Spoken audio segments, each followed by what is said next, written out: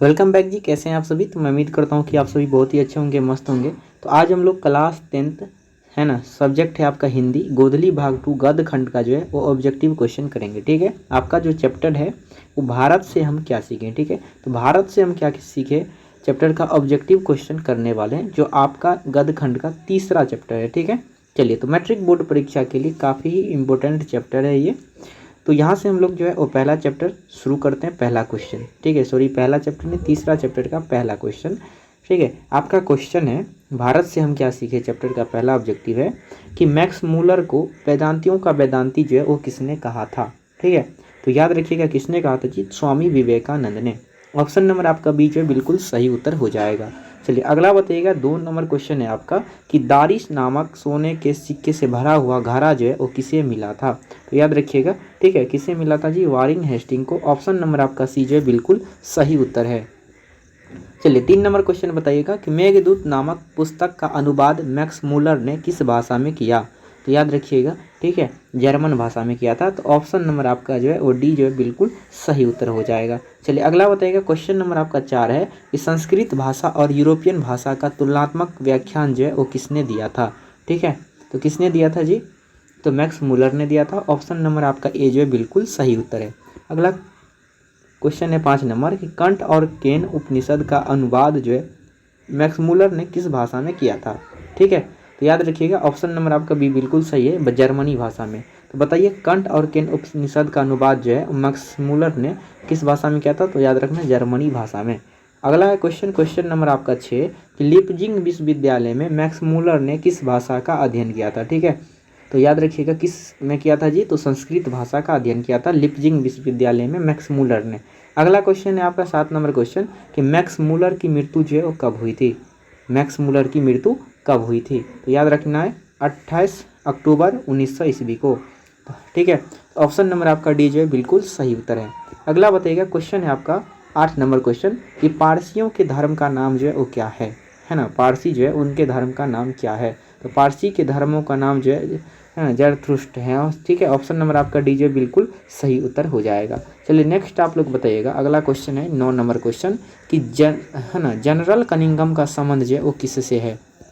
General Cunningham का संबंध किससे है, तो पुरातत्व से है। ऑप्शन नंबर आपका सी जो है बिल्कुल सही उत्तर है। अगला बताइएगा 10 नंबर क्वेश्चन है कि 172 दारिश नामक सोने के सिक्का का घड़ा कहाँ मिला था। ठीक है, तो कहाँ मिला था जी, तो याद रखिएगा वाराणसी में। ठीक है, तो आपसे पूछेगा एग्जाम में कि 172 दारिश नामक सोने का सिक्का का घड़ा कहाँ मिला था, तो वाराणसी में। ऑप्शन नंबर आपका सी जो बिल्कुल सही उत्तर है। अगला क्वेश्चन है आपका क्वेश्चन नंबर 11 कि महारानी विक्टोरिया ने नाइट की उपाधि प्रदान की थी।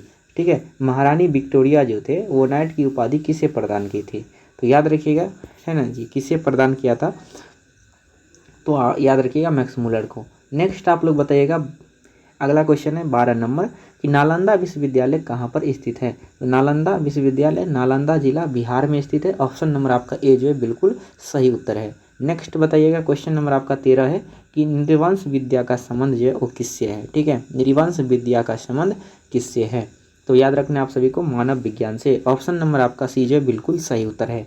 अगला बताइएगा, क्वेश्चन नंबर आपका 14 है कि दारिश क्या है। ठीक है, दारिश जो था वो क्या था, तो याद रखना है दारिश जो था वो सोने की प्राचीन कालीन सिक्का था, उसको क्या कहते थे, हम दारिश कहते थे। अगला क्वेश्चन बताइएगा, क्वेश्चन नंबर आपका 15 है कि मैक्स मूलर का जन्म जो है वो कब हुआ था।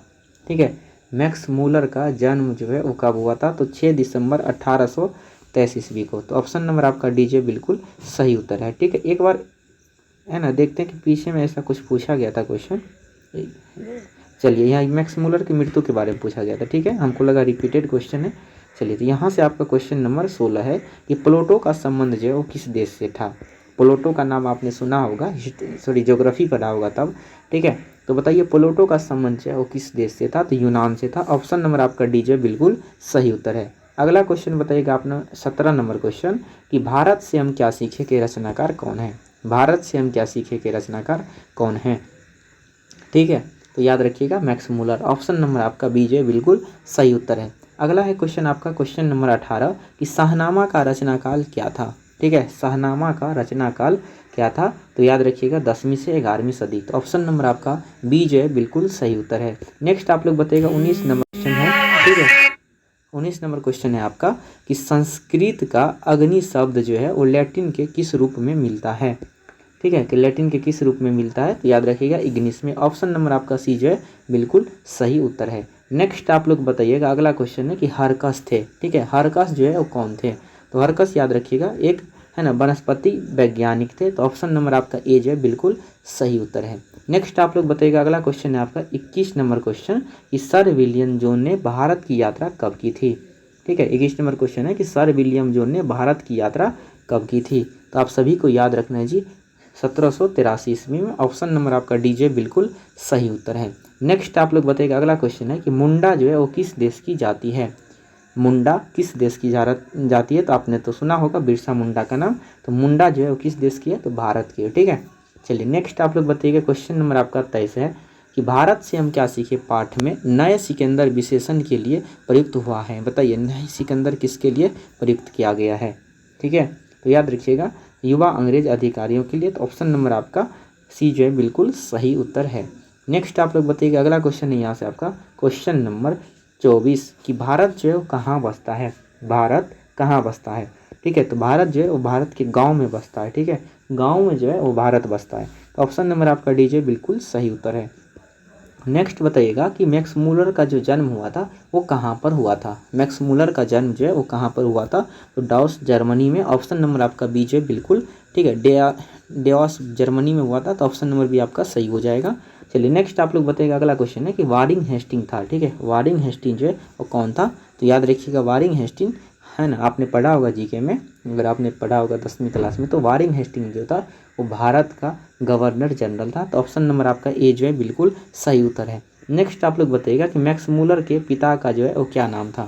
मैक्स मूलर के पिता का क्या नाम था, तो याद रखिएगा विल्हेम मूलर। ऑप्शन नंबर आपका ए जो है बिल्कुल सही उत्तर है। नेक्स्ट आप लोग बताइएगा कि प्रत्न मानव का अर्थ क्या होता है। प्रत्न मानव का अर्थ जो है वो क्या होता है, तो याद रखिएगा प्राचीन मानव। ऑप्शन नंबर आपका सी जो है बिल्कुल सही उत्तर हो जाएगा। चलिए नेक्स्ट आप लोग बताइएगा किसे वाराणसी के पास पास सोने के सिक्के से भरा एक घड़ा मिला था, तो याद रखिएगा किसे मिला था जी।